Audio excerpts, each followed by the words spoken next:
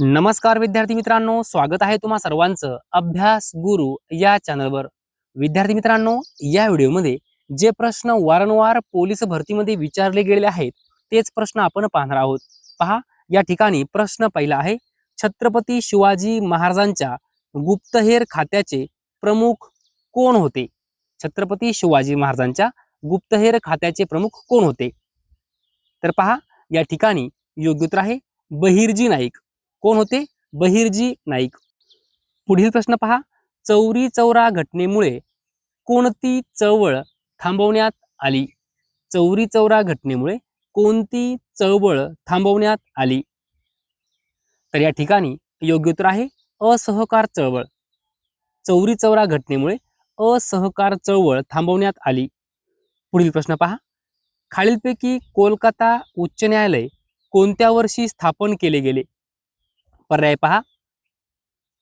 तर या ठिकाणी योग्य उत्तर आहे 1862। लक्षात ठेवा, कोलकाता उच्च न्यायालयाची स्थापना 1862। पुढील प्रश्न पहा, इसवी सन 1857च्या उठावाच्या दरम्यान आणि नंतर भारतीयांचे मुख्य उद्दिष्ट कोणते होते? इसवी सन 1857च्या उठावाच्या दरम्यान आणि नंतर भारतीयांचे मुख्य उद्दिष्ट कोणते होते? तर इंग्रजांना समूळ नष्ट करणे। इंग्रजांना समूळ नष्ट करणे। पुढे पहा, सर सय्यद अहमद खान यांनी डॅश डॅश येथे शिक्षण संस्था स्थापन केली। सर सय्यद अहमद खान यांनी कोणत्या ठिकाणी शिक्षण संस्था स्थापन केली? तर अलीगड या ठिकाणी, अलीगड। पुढे पहा, जिंकणे हरणे यामध्ये कोणता अर्थ दडलेला आहे? विद्यार्थी मित्रांनो, पर्याय पहा, विचार करा। जिंकणे हरणे यामध्ये कोणता अर्थ दडलेला आहे? विद्यार्थी मित्रांनो, आता पहा, आपल्याला समास या प्रकारामध्ये वैकल्पिक द्वंद्व समास म्हणून एक प्रकार आहे, त्यामध्ये आपण अथवा किंवा हे शब्द वापरतो। म्हणजे कसं, समजा जिंकणे हरणे, आता याचा विग्रह कसा होणार? जिंकणे हरणे म्हणजे काय? जिंकणे किंवा हरणे, किंवा असं होईल जिंकणे अथवा हरणे, म्हणजेच काय आला? वैकल्पिक द्वंद्व समास। आणि त्यावर आधारित हा प्रश्न विचारला आहे, जिंकणे किंवा हरणे। म्हणून या ठिकाणी योग्य उत्तर आहे किंवा, 3 नंबर पर्याय।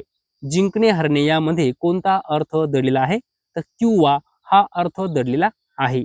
आता विद्यार्थी मित्रांनो, तुम्ही असा विचार करत असाल की आणि काय येऊ शकत नाही उत्तर? तर पहा, आपण वैकल्पिक द्वंद्व समासामध्ये जर विचार केला, एक तर ही गोष्ट असते किंवा ती गोष्ट असते असा आपण विचार करतो। म्हणजे त्यामध्ये काय होतं, दोन्ही गोष्टींपैकी एक गोष्ट असं वैकल्पिक द्वंद्व समासामध्ये असतं। आता इथं पहा, जिंकणे हरणे, आता आपण एकाच वेळेस जिंकू शकतो आणि हरू शकतो का? नाही। आता मी जर असं म्हटलं जिंकणे आणि हरणे असं जर म्हटलं, तर एकाच वेळेस ही गोष्ट घडणार आहे का? जिंकणे आणि हरणे नाही घडू शकत। तर एक वेळेस जिंकू शकतो किंवा काय होऊ शकतं, हरू शकतो। म्हणून या ठिकाणी योग्य उत्तर आहे 3 नंबर पर्याय। 3 नंबर पर्याय, जिंकणे किंवा हरणे। ओके। पुढील प्रश्न पहा, महाराष्ट्राचे भरतपूर म्हणून ओळखले जाणारे नांदूर मधमेश्वर अभयारण्य कोणत्या जिल्ह्यात आहे? हा प्रश्न वारंवार पोलीस भरतीमध्ये विचारला गेला आहे। तर या प्रश्नाचं योग्य उत्तर आहे नाशिक। लक्षात घ्या, नांदूर मधमेश्वर अभयारण्य नाशिक जिल्ह्यामध्ये आहे। पुढील प्रश्न पहा, कोकणात आर्द्रतेचे प्रमाण नेहमी जास्त असण्याचे कारण कोणते? कोकणात आर्द्रतेचे प्रमाण नेहमी जास्त असण्याचे कारण कोणते? योग्य उत्तर आहे सागर किनारा। सागर किनारा। पुढे पहा, चांदोली या धरणास कोणत्या नावाने ओळखले जाते? उत्तर यायलाच पाहिजे। चांदोली धरणास कोणत्या नावाने ओळखले जाते? तर वसंत सागर। वसंत सागर। पुढे पहा, महाराष्ट्राचा राज्य प्राणी शेकरू कोणत्या अभयारण्यात आढळतो? योग्य उत्तर आहे भीमाशंकर। लक्षात ठेवा, महाराष्ट्राचा राज्य प्राणी कोणता आहे? शेकरू। आणि हा शेकरू कोणत्या अभयारण्यात आढळतो? तर भीमाशंकर अभयारण्य। पुढील प्रश्न पहा, भीम ॲप हे खालीलपैकी कोणाचे आहे? भीम ॲप, योग्य उत्तर आहे भारत सरकार। भीम ॲप हे भारत सरकारचा ॲप आहे। पुढे पहा, काकोरी कट कोणत्या वर्षी झाला? काकोरी कट. योग्य उत्तर 1925. काकोरी कट 1925. पुढे पहा, आमचा बाप आणि आम्ही या आत्मकथनाचे लेखक कोण आहेत? हा प्रश्न 10 वेळापेक्षाही जास्त वेळा पोलीस भरतीमध्ये विचारला गेला आहे. आमचा बाप आणि आम्ही. योग्य उत्तर आहे डॉक्टर नरेंद्र जाधव. लक्षात ठेवा, डॉक्टर नरेंद्र जाधव.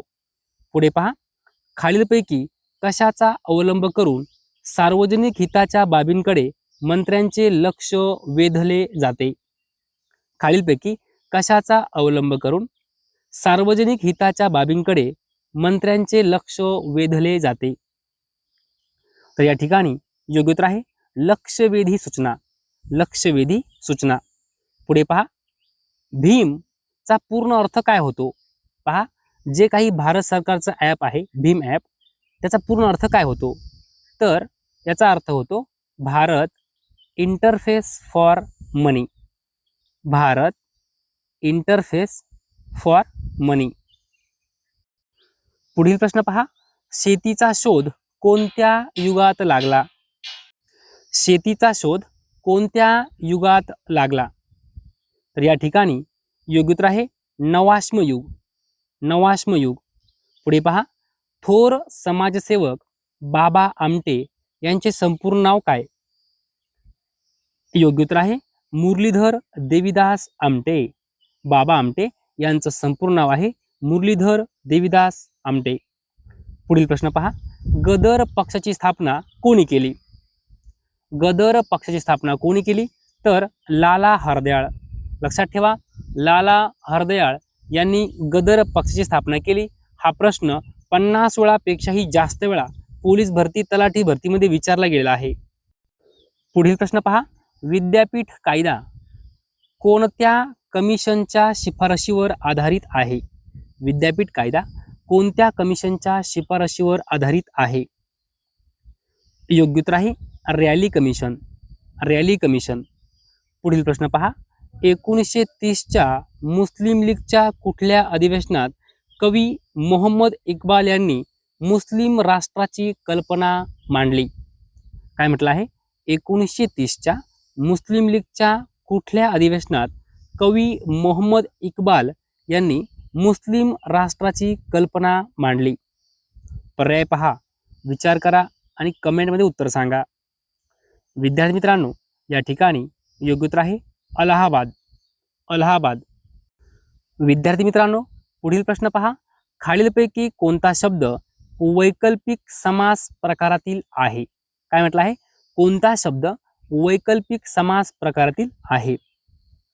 पर्याय पहा, विचार करा.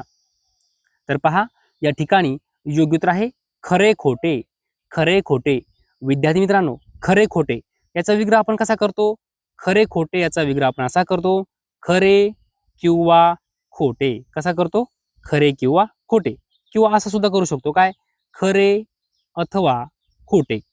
खरे अथवा खोटे असं सुद्धा करू शकतो. लक्षात घ्या, खरे खोटे हे काय आहे? वैकल्पिक द्वंद्व समासाचं उदाहरण आहे. मग वैकल्पिक द्वंद्व समास म्हणजे नेमकं काय? तर पहा, ज्या द्वंद्व समासात दोन शब्दांमध्ये किंवा अथवा असा अर्थ दडलेला असतो त्याला वैकल्पिक द्वंद्व समास म्हणतात. काय म्हटलं आहे? ज्या द्वंद्व समासात दोन शब्दांमध्ये किंवा अथवा असा अर्थ दडलेला असतो त्याला वैयक्तिक द्वंद्व समास म्हणतात.